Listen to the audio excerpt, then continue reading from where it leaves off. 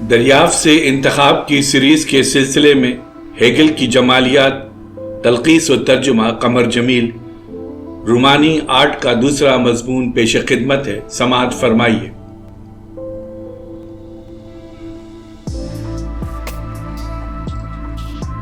رومانیت کی تشہین دوسروں کے سامنے ایک گریشیس باعزت خود سپردگی ہے، اس لیے رومانی آرٹ کا مطلق یونانی دیوتاؤں کی طرح اپنی ذات میں اکیلا نہیں ہوتا۔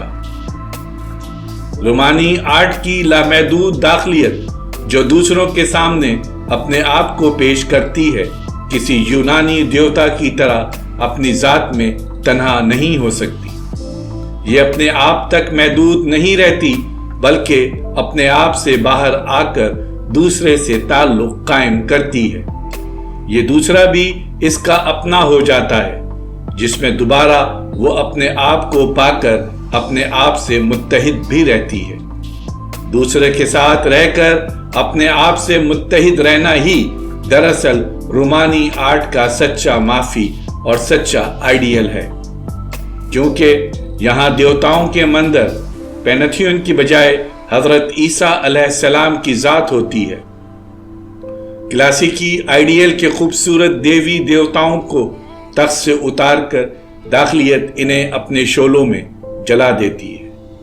مقدس ہستی اور انسانی ہستی کا مطلق اتحاد ہی سب سے بڑا آئیڈیل ہوتا ہے۔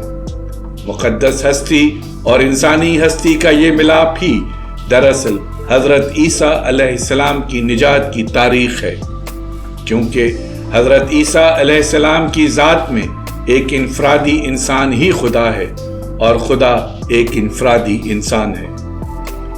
نجات کی تاریخ میں فرد کی انفرادیت کو جو اہمیت حاصل ہے وہ یہ ہے کہ ہر شخص اپنی انفرادیت ہی کے سبب خدا سے ملاپ کا ایک مخصوص ویژن رکھتا ہے، صرف امکان کی حیثیت سے نہیں بلکہ حقیقتاً، چونکہ خدا سے ملاپ ایک مخصوص فرد ہی کو حاصل ہوتا ہے۔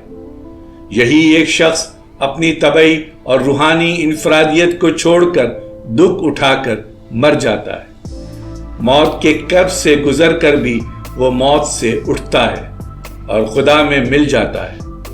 روح جو ایک فرد میں وجود پذیر ہوتی ہے، دراصل وہ بنیادی طور پر خدا سے الگ کوئی چیز نہیں ہوتی۔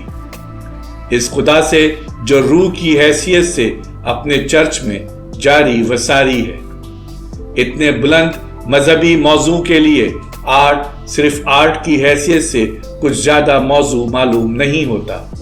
اس موضوع کے لیے دکھ، موت اور نجات کے مذہبی مسائل بنیادی اہمیت رکھتے ہیں۔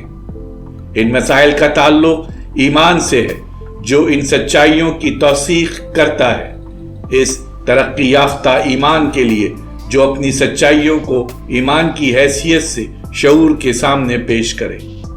یہ بات غیر اہم ہے کہ اس ایمان میں یا اس سچائی میں خوبصورتی ہے کہ نہیں، کیونکہ سچائی آرٹ سے آزاد ہو کر بھی پیش کی جا سکتی ہے۔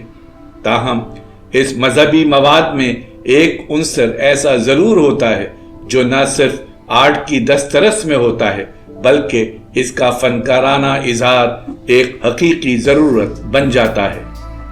عیسائیت کا جوہری مرکز مقدس ہستی اور انسانی داخلیت کا وہ حقیقی اتحاد ہے جو ایک مرئی طور پر موجود انسانی جسم میں رونما ہوتا ہے۔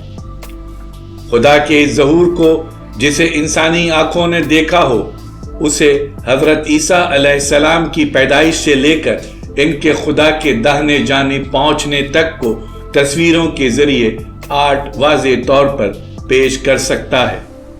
اور تاریخ میں جب خدا کا یہ ظہور وقوع پذیر ہو گیا ہو تو آرٹ کی ہمیشہ تجرید کر سکتا ہے، اور آرٹ اسے حصی دوام بخش سکتا ہے اور اس کا احیاء اور اس کی تکرار دائمی طور پر کر سکتا ہے۔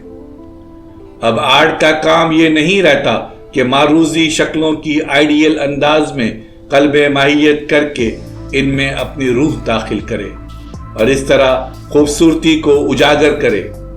رومانی آرٹ کی حیت میں खूबसूरती रूह की दाखिलियत में होती है, इसीलिए खूबसूरती एहसास की सूरत में जाहिर होती है। मुक़द्दस हस्ती से इत्तेहाद बातिनी जिंदगी का एक अमल है। इसमें एक आइडियल उन्सर होता है जो आर्ट के जरिए जाहिर होने से बुलंद होता है, क्योंकि इसका वजूद खूबसूरती से बहुत ज्यादा बुलंद मर्तबे पर होता है। चुनांचे अगर आर्ट को इससे कोई ताल्लुक रखना है तो ये ताल्लुक सच्चाई की सतह पर नहीं रह सकता, क्योंकि सच्चाई का ताल्लुक ईमान और यकीन से होता है, बल्कि इसका ताल्लुक एहसास की सतह पर हो सकता है। दूसरे लफ्जों में आर्ट को दाखिली बातिनियत सब्जेक्टिव इनवर्डनेस से ताल्लुक रखना होता है, क्योंकि ये दाखिली बातिनियत इसका माफी कंटेंट होती है। ये दाखिलियत अपने आप को दूसरे के सुपुर्द कर सकती है, लेकिन अपने आप से मुत्तहिद रहते हुए। इस तरह एहसास की गहराई ही रूमानी आर्ट की है और उसके माफी कंटेंट के इन दोहरे मुतालबात को पूरा कर सकती है कि आर्ट का माफी कंटेंट एक तरफ कुल्ली तौर पर रूहानी हो और दूसरी तरफ इसकी नौइयत ऐसी हो कि वो काबिल फहम हो, और ऐसा हो कि आर्ट इसकी नुमाइंदगी कर सके। एहसास की वो गहराई जो इन मुतालबात को पूरा कर सकती है, इसी को मोहब्बत कहते हैं। जारी है।